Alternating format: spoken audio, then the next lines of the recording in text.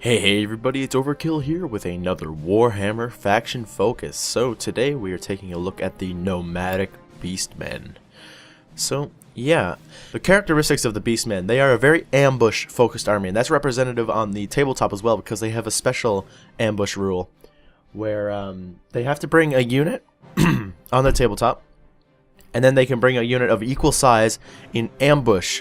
And what that means is that the parent unit basically can be deployed, and then you roll, and if you get a multitude of different options, either your opponent chooses where your unit comes on, it comes on the random sides, or you choose where it comes on depending on what you rolled, and it can come in from the flanks of the enemy, it can come in behind the enemy. So basically, I believe in Total War Warhammer, if the Beastmen are playable, they're going to have the guerrilla deployment, just like the Celts and Attila, so that should be interesting. Now, the Beastmen are nomadic, meaning that in Total War Warhammer, they will be hordes. They don't have settlements at all. They will be hordes. All they do is encamp and move within a few days. They camp down for a while and then move again. So they will be hordes, just like Chaos. So that's going to be interesting.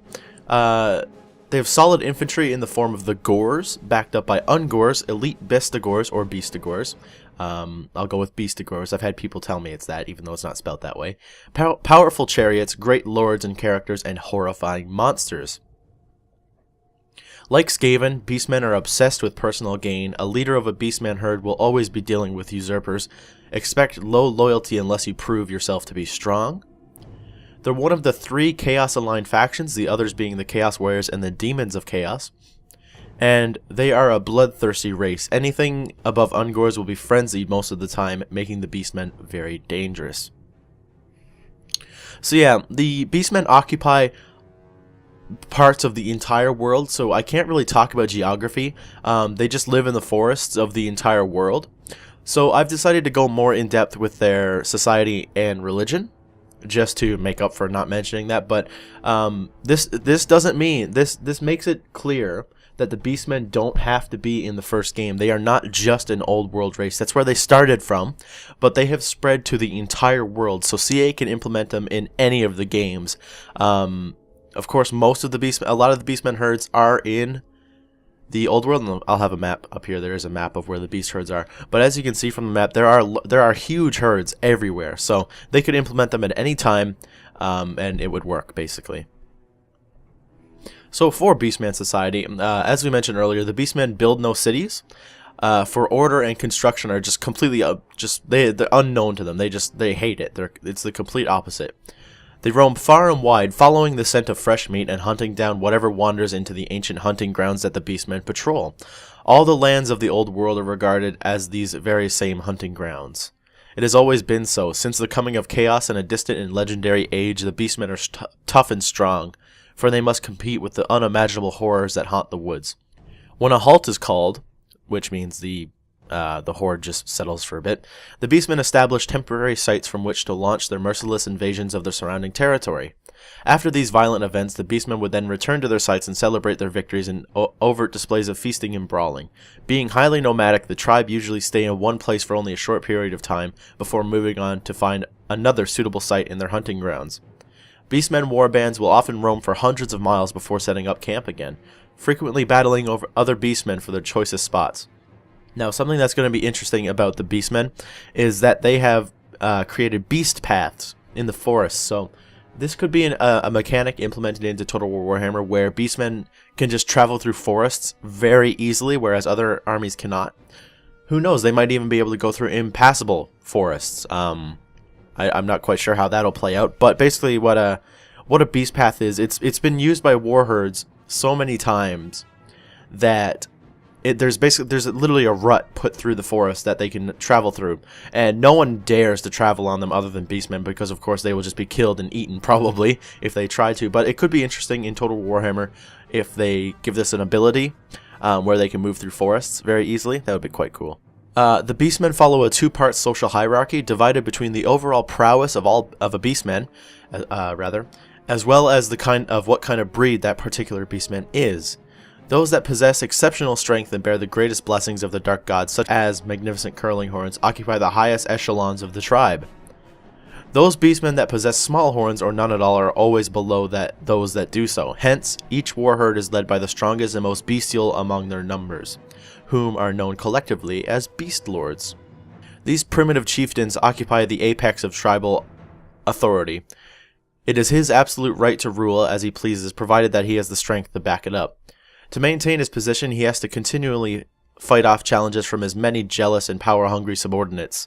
He makes a totem from the pelts of those he has defeated to prove his right to rule, making his personal banner a gory record of his deeds and conquests.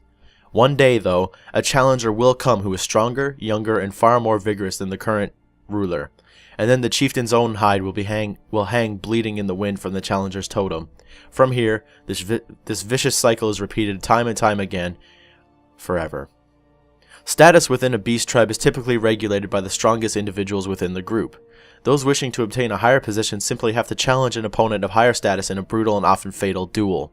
The only exception is the Ungors and Brays, those beastmen or other mutants who are not graced with the horns that are the most distinctive feature of this race. No Gore or horned beastman would consent to being ruled by an Ungor or Bray, no matter how skilled or powerful the lesser beastman might be. In any case, such a situation never occurs in practice. Ungors and Brays are simply weaker and less physically imposing than Gores. So yeah, the hierarchy basically goes Brays, Ungors, Gores, Bestigors, and Beast Lords. But there are multiple breeds inside those. For example, there's like 4 or 5 different breeds of Gore, for example.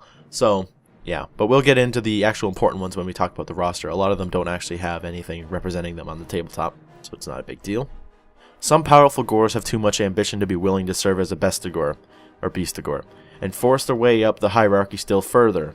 At this point, these Gore leaders are known by many names such as Beast Lords, Foe Renders, Gougehorns, War Gores, Bane Beasts, and Bane Gores. From here, the hierarchy becomes more complex. These are not merely local titles, but precise statements of rank. So we move on to religion. So the Beastmen all worship the gods of chaos as the one true divine powers of the world. They are the product of their corruption, and as such are wholly dedicated to the spreading of their will to all lands of the old world and beyond. As these beastmen pursue their endless hunt against all civilization, some beastmen commit such acts of savagery and bloodshed that the attention of the dark gods are turned their way. Ordinarily, the ruinous powers pay little heed to the deeds of the beastmen, knowing that the children of chaos will enact their will regardless of any gifts or rewards offered. The beastmen are utterly enthralled to the magnificence of chaos, and are thus totally free of any constraints imposed by these malign gods upon their thoughts and actions. They do as they please and, in doing so, serve chaos with every shred of their being. Though they do not truly comprehend it, the beastmen are a vital part of the ruinous power's eternal quest to subsume the world in a roiling, turbulent tide of unreasoning change and war. It is the beastmen that tear down the elegant elven waystones that hold the power of chaos in check and replace them with herd stones, primitive shrines that corrupts the lands around them. It is the beastmen that hunt down and kill those who would otherwise remain out of the reach of the chaos gods. It is the beastmen who plague the civilizations of mankind, ensuring that their people shall not progress past their primitive states for centuries to come. So it is that the Cloven Ones remain at the forefront of the war against order and light, a war that only continues to escalate to apocalyptic proportions. Campsites are often set up around the sacred herd stones that are scattered throughout the dark forests of the old world, sometimes referred to as a chaos heart. Herd stones are sacred to the beastmen, and all manner of offerings are left there to appease and earn the favor of the gods. Weapons, armor, the banners of vanquished foes, and the corpses of mutilated enemies can all be found piled around the base of these stones. To gather the war bands, a raging signal fire is lit in the center of the herdstone circle. Often, shamans throw mind-altering herbs upon the blaze, sending up great swaths of strangely colored smoke curling into the sky. This fire is stoked with wood and carrion, and left to burn for days on end. Over the following nights, other beastmen will slowly gather at the sacred stones, attracted by the fire and the smell of burning fat. Each arriving chieftain scratches his name or mark onto the central stone in the crude beastman version of the Dark Tongue, known simply as the Beast Tongue, and as warband sets up camp.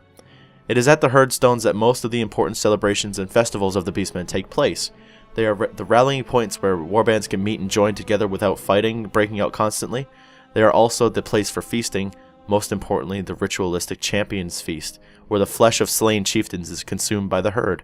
So we talked about religion, so now we can move on to the roster. So let's do so right now. So first off, you see the roster on the screen. I chose, for the legendary lords, there are only 4. There's only 4 options, but one of them probably won't make it into the game, so I'll get to him in a second. We have Kazrak, One Eye, we have Malagor, the Dark Omen, Torrox, the Brass Bull, and I have Gorthor, the Beast Lord. Now, you may be wondering why Gorthor has a question mark next to him. Well, Gorthor has been dead for hundreds of years, and from what we've seen so far, no long dead characters are in Total War Warhammer, so he probably won't be in. The other 3 might be the Beastmen Legendary Lords, but it would be cool to see him, and I will talk about him a little bit once we get down to the Legendary Lord section. But first, let's talk about Lords. So first off, we have a Beast Lord. Now, Beast Lords are the head of the war herds. They're going to be your basic Lord, basically. They are the highest ranking, of course, Gore or Beast of Gore in their tribe. So that means they are the strongest. So these guys are going to be really strong in melee, of course. And they're going to be absolute beasts to have around. And of course, it'll also make all the other warriors fight harder because of his presence and such. So, yeah, you can see him on the screen.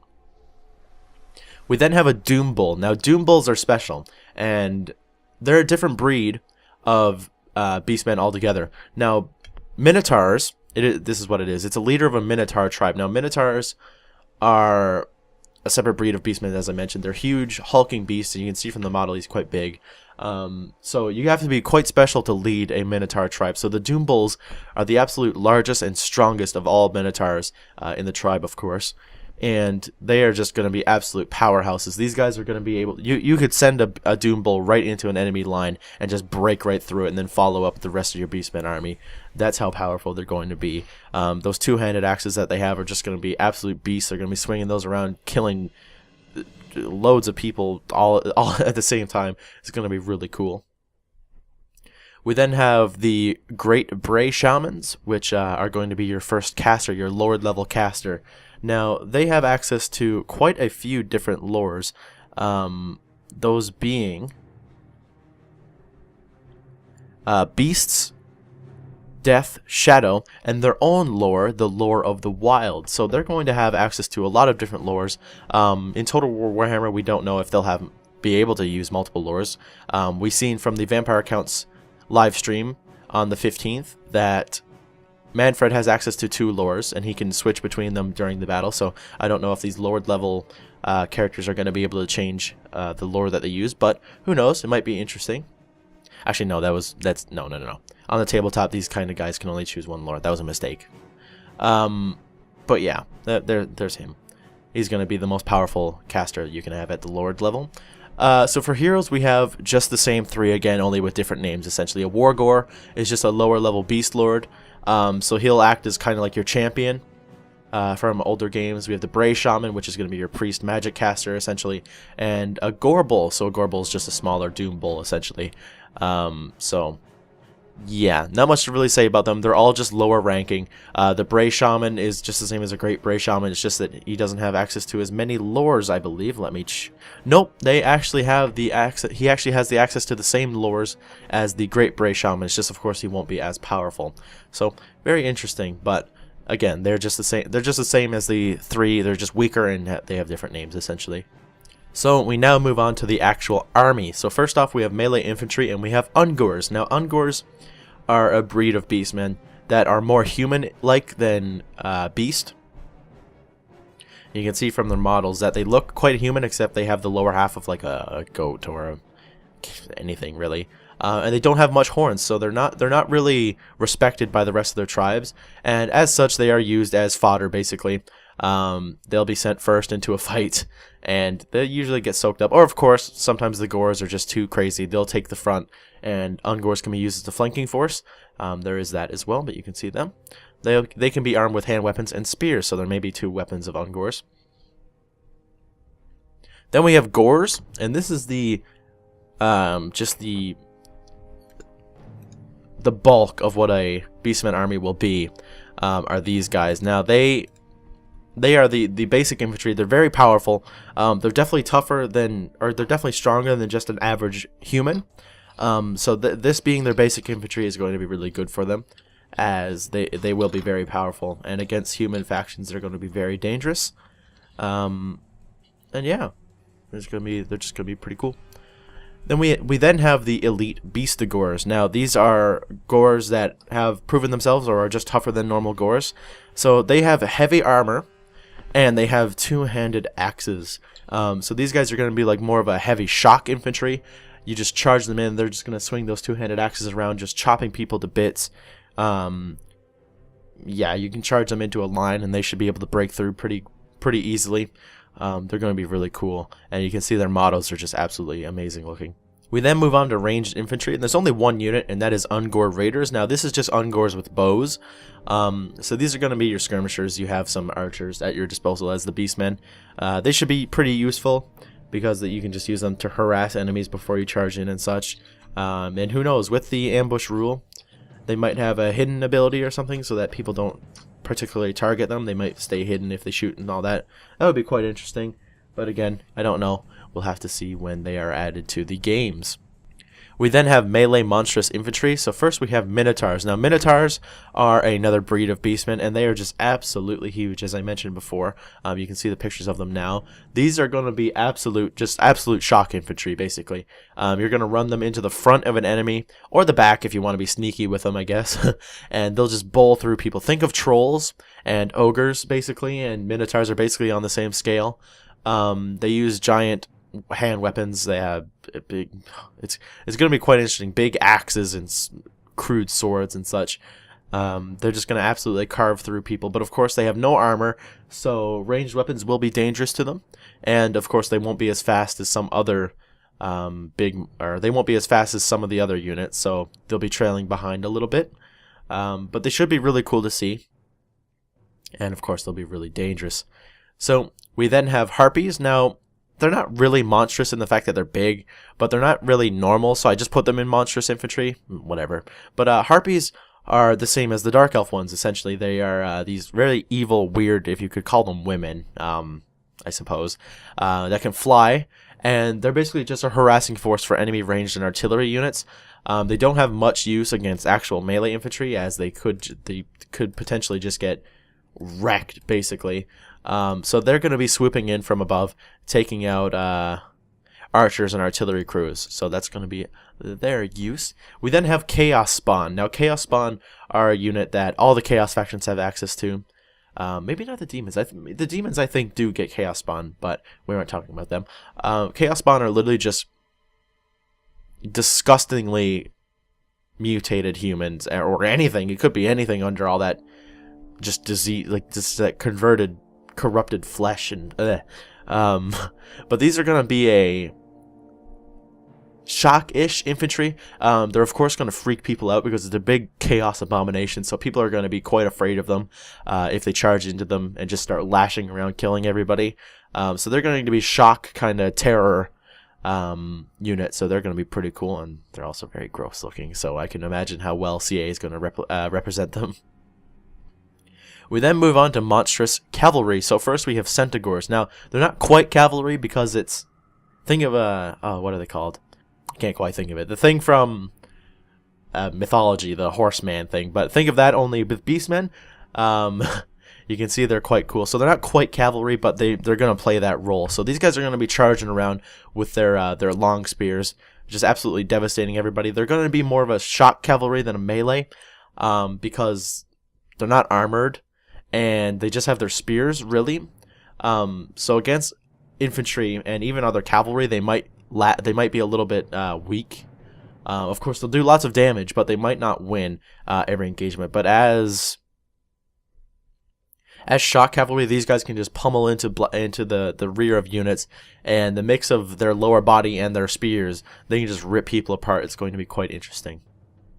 So then after the Centaurs, we have the Tusk-Gore Chariot. Now, Tusk-Gores are chaos warped boars that are found in the forests that the Beastmen occupy, and they have been turned into beasts of war, essentially. They are going to be pulling this chariot with Beastmen on the back, that are just going to be chopping people up as they charge through. And of course, taking a boar, which is already a dangerous creature, and corrupting it with chaos is just going to make it absolutely insane.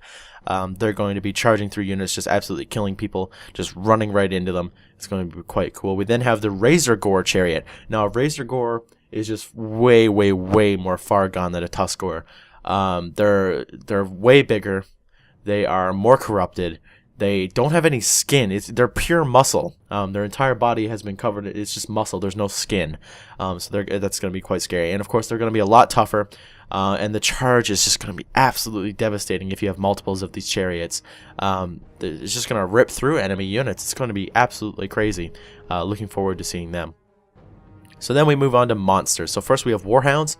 And this is another unit that they share with the Chaos Warriors. These Warhounds are just corrupted hounds, essentially, that are going to be super fast, and they're just going to absolutely be excellent at killing artillery and ranged crews. They're going to be able to cross the battlefield at lightning speeds, faster than any cavalry, and they're just going to be absolutely devastating against weakly armed opponents. So looking forward to seeing them. We then have a Razor Gore Herd. So if you thought a Razor Gore Chariot wasn't enough, you can have a unit of Razor Gores. So that's going to be crazy. Charging them into a unit, they're just going to flatten everybody and stomp all over everybody as your main army comes in to finish off the job, essentially. And you can see that they're just absolutely crazy looking. So we then move on to the actual beasts, like the crazy monsters that the Beastmen have. The first being the Cygor. Now, the Cygor is a distant cousin of the Minotaur, but because they hail from the most tainted of all the realms of the old world, they have diverged greatly from their kin. They're huge, hideously malformed giants, similar in form to Minotaurs, yet each possessed of but a single eye in the center of its forehead. Through this eye, the Cygor is cursed to see not the material realm that mortals perceive, but the ever-shifting winds of chaos as they blow through and around the indistinct ghostly shapes that populate their world. Assailed by such visions since birth, Cygors are all quite mad. So these are Beastmen giants that see the realms of chaos, and they're just absolutely terrifying. They have these giant rocks that they carry around, that they throw around, and they're quite a bane to enemy wizards, as they can see the wizards clearer than anybody else as they focus the winds of magic. That's what they see. So they can see the winds of magic being pulled towards this wizard, and they can actually, on the tabletop, they can actually stop wizards from casting spells, as they are just horrified by this beast that knows about him being knows his presence in the winds of the winds of magic and such. It's quite interesting. So yeah, the Cygor is going to be quite terrifying. Just in a role of just charging into enemy units alone, he'll be good enough. So it's going to be quite interesting to see him. We then next have the Gorgon, which is quite similar. Now, when the Beastmen go to war, they are accompanied by sickening fiends that have grown to impossible dimensions on a diet of raw flesh and warping magic. The Gorgon is such a beast. A many-limbed ox-headed slaughterer possessed of an urgent need to devour and destroy. A near mythical creature even amongst the war herds themselves. It is well that these blood brutes are so rare, for even one Gorgon can consume an entire Beastman tribe in a single frenzied and terrifying night. You can see that these guys are huge, and they have 4 arms. They have, from the picture I'm seeing, they have 2 normal arms and 2 bladed arms. So, can you imagine that, running in and swinging those arms around? In the tabletop, they can swallow people whole, so they can literally have a killing blow attack, which in the tabletop negates all wounds, and it can just kill somebody outright. So you can use this against a hero and just swallow them. So that's going to be interesting. And eating people gives his wounds back, and on the tabletop, wounds is akin to health points of something in other games and such. So him eating people makes him tougher and restores his health. So look out for these guys. Basically, they're going to be absolutely brutal. We then have giants. Now, we've talked about giants before in a few armies, but we'll just talk about them again.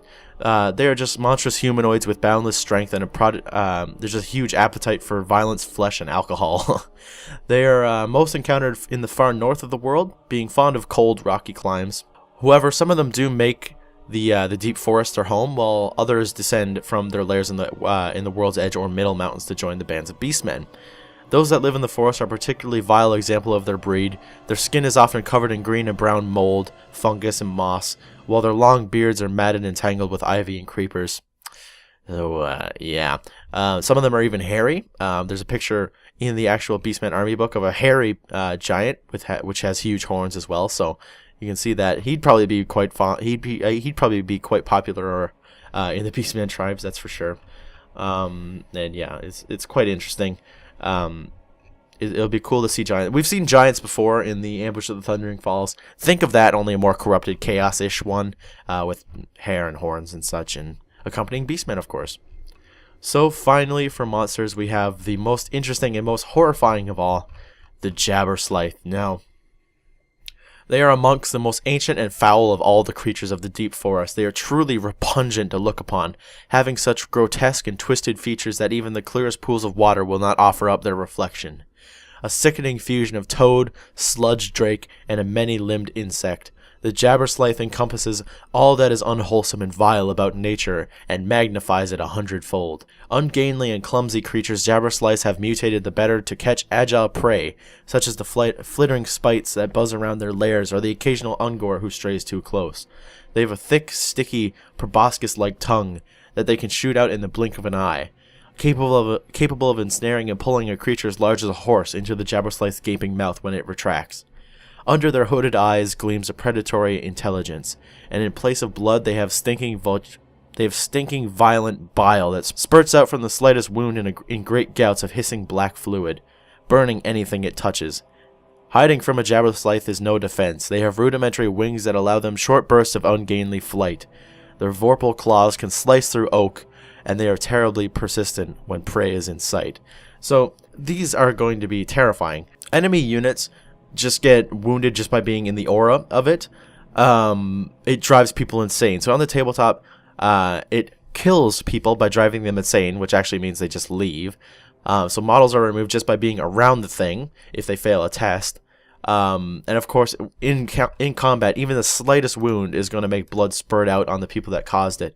And it's just absolutely violent, a violent acid. It's going to melt people through people essentially, so it's going to be quite interesting to see and quite dangerous as well. You can see from the model this thing is just absolutely disgusting looking.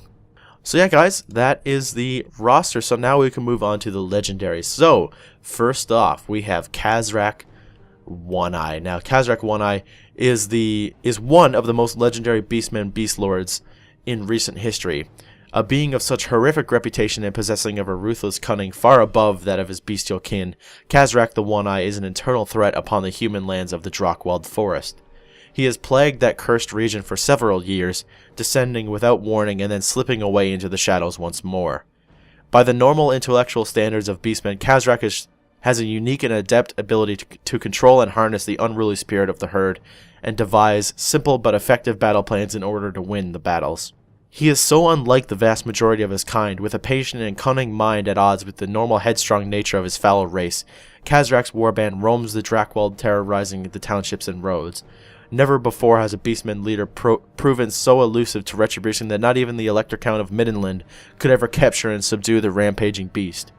No one is spared in Khazrak's attacks, his superbly trained warhounds chasing down the few who manage to escape the war herd, tearing them to bloody scraps of bone and flesh. It is said that so long as Khazrak lives, the Drakkwald will forever be plagued by strife and conflict. So, yeah, quite interesting. I'm not quite sure if CA could even implement a faction leader for the Beastmen, as they are spread out all over the world, and no one is really the leader. So it will be quite interesting, to say the least, if they actually implement a faction leader. But I'm not quite sure who it would even be. It would be between Khazrak and Malagor. But anyway, Khazrak is just an absolute beast, and so he lost his eye to Count Boris Todbringer of Middenheim's Runefang.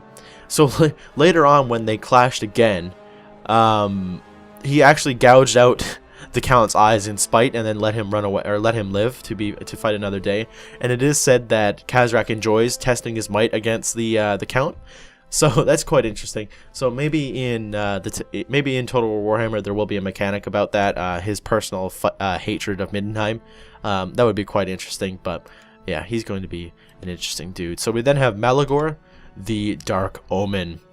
He is a darkly winged figure of nightmares and destruction, revered by the Beastmen, but feared above all by the superstitious of mankind. To all of humanity, Malagor is a harbinger of the downfall of all they hold dear. Considered by the cult of Sigmar the epitome of sin due to his many blasphemies, a sighting of Malagor is the most terrifying portent of all. He is the winged fiend that will rise from the benighted forests and challenge the gods of the old world. He is the devil rendered in woodcut in ancient tomes kept under lock and key, lest the terrible secrets within blast the sanity of any who read them. From the moment of his birth, it was obvious that Malagor was blessed by the dark gods, for he was possessed of a pair of feathered pinions as black as the night. Though Malagor is a Bray shaman, he does not reserve his counsel to any single chieftain. Instead, his whisperings steer the course of the entire Beastman race, visiting the herdstones and chaos shrines across the great forests, and enacting rituals so blasphemous that even the other Bray shamans dare not voice him. So yeah, if anything, Malagor does have more of a right to be the faction leader than Khazrak, just from that one statement. The fact that he offers his wisdom to all of the Beastmen tribes. But it's going to be interesting. Malagor has access to the lore of beasts, death, shadow, and the wild, as he is a great Bray shaman. So he'll be a very powerful wizard, and of course, being able to fly, he'll be quite interesting. He's going to be very dangerous, essentially. Looking forward to seeing him in the game. We then have Torax, the Brass Bull. Now, Torax was a chieftain of a fearsome Minotaur tribe, and he proved his superiority over the other creatures of the forest by slaying and devouring them so much that the ground beneath his feet was forever damp with the blood of his enemies. One night, an emissary of the dark gods entered the mortal realm, crawling from the remains of one of Torax's rivals. The demon was filled with dark energy and met the gaze of Torax with his hollow black eyes. However, before it could open its mouth to speak, it had its head ripped off and swallowed whole by the bloodthirsty Doom Bull. A moment passed, and then Torax was seized by a terrible vision of the world filled with blood and corpses. His body shook and spasmed. He roared and screamed until he drew his rune-tortured axes and slew every member of his tribe. For a year and a day he rampaged across the land, killing every creature unfortunate enough to get in his way. His kills include Beastmen tribes, witch covens, caravans of ogre mercenaries, empire patrols, imperious knights, and two-headed giants.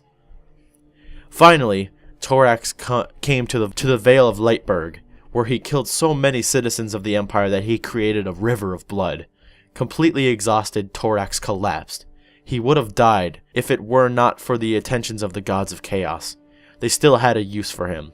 So Torax was reborn in the form of living brass. He could never tire or grow weary of the rage that was consuming him. He became all but immune to the weapons of his enemies, except for an area of flesh on his throat that remains vulnerable. An expert sword thrust or arrow shot could slay him instantly. Such is the price of spiting a demon. The legend of Torax spreads across Talabeclan. The tales speak of the brass bull marching at the head of an army of minotaurs, the column of armored monstrosities stretching for a mile behind him. Wherever the army goes, it leaves behind naught but blood and ruin. However, the most terrifying part of the legend is the direction that the army is taking, straight towards Talabheim. So, Torax is going to be absolutely crazy. Being completely brass, as his name would imply, he's just going to be near impenetrable. So you can charge him at the head of Minotaur charges, essentially, and just crash through the enemy ranks and just absolutely destroy them, just leaving blood everywhere. But of course, it did mention his weakness, which is his throat. Now, his transformation into brass was not complete, so he still has his fleshy, very weak throat. So of course, he'll be trying to guard that, but I'm not sure if they'll add that. They'll have that in the game at all. Probably not, as it is something quite, quite complex to have his throat as a kill point. But in the lore, that is his weakness, is his throat. So if you can get close enough to him or shoot him with an arrow in the throat, that is a way to kill him. But he's going to be quite crazy. And there isn't a real model for him, so I'm showing you a model that's a mix between a Minotaur and a Juggernaut, a Chaos Juggernaut. But it plays the part quite well. It looks quite cool. And just imagine a Minotaur that's completely brass, essentially, if that's not good enough for you. And that's what he is. So then finally we have a possible legendary lord in the form of Gorthor. Now, where Khazrak is the current greatest beast lord, essentially, Gorthor was once the greatest beastman to ever live. Not just a beast lord, but the greatest beastman to ever live. Over 1,000 years ago, during the time of the Crusades, his warband ravaged the forests of the Empire and all but destroyed the provinces of Ostland and Hochland. And his name can still be found on some of the most ancient herdstones across the region. There have been many beast lords who have united tribes into mighty war herds, but Gorthor was unique among his kind, for he possessed one thing that all others have lacked. He had vision, and the sheer animalistic will to sear it into the minds of his followers. Gorthor was convinced that the gods had selected him as their emissary, that he was destined to control the forests in their name. Such was his fervor in battle, he would sometimes be surrounded by a corona of dark energy, which would protect him or strike out at his foes, a sure sign to other beastmen that the gods truly favored him. With great strength of arm and cunning, he fought his way through the ranks of Gors to become a chieftain. But his sheer intensity never left him, growing in strength to match his ever-increasing power. So, just from that, like, if they put Gorthor in the game, he would be the faction leader. But he's been dead for hundreds of years. And this is where the controversy of if CA are going to give you dead characters as legendary lords, throwing out the sake of continuity by having the dead characters actually playable. Because Gorthor would be absolutely amazing, as he is the most powerful beastman to ever live. And he would clearly be the faction leader if he was in the game, but again, he's been dead for a long time, so I'm not quite sure what they'll do. He would be quite interesting to have, and he's also unique from the other beastmen that he has a mount, because he goes into battle on either a Tuskor or a Razorgore chariot. It would be so obvious for him to be like the best legendary lord for them, but god damn it, GW, you had to kill him instead of having him be alive at this time. So yeah, I'm not quite sure what they'll do with him, but it would be quite nice to see him. Leave your thoughts down below. Do you think they'll have Gorthor as a legendary lord? Let me know. But yeah, guys, that's the end of the video. I've went through all the things that I can for the Beastmen. I'm looking forward to seeing them in the game. They are going to be a very devastating enemy for the Empire once they're added. So it's basically going to be like the Sassanids and the White Huns for Attila. The Sassanids were like, there's nothing can stop us, even though Chaos is kicking Empire's ass, but you know, they're relative terms. And then the Beastmen are going to be added in, and Empire's just going to be, oh well shit, we have hordes everywhere to deal with. GG. But yeah. Hopefully you enjoyed. Hopefully you learned a little bit about the Beastmen. Hopefully you are excited to see them. And again, if you have any thoughts on who could be legendary lords, or well, not even who could be legendary lords, because I've already shown all these characters that I told you were the only lord choices that are characters. All the others are heroes, and so far we haven't had any heroes in the legendary lord spot. So I don't know, but either way, if you think someone is cool enough to be a legendary lord that's a hero, please be sure to tell me down in the comments below. But yeah, this has been Overkill as always, and I'll see you next time. Goodbye, guys.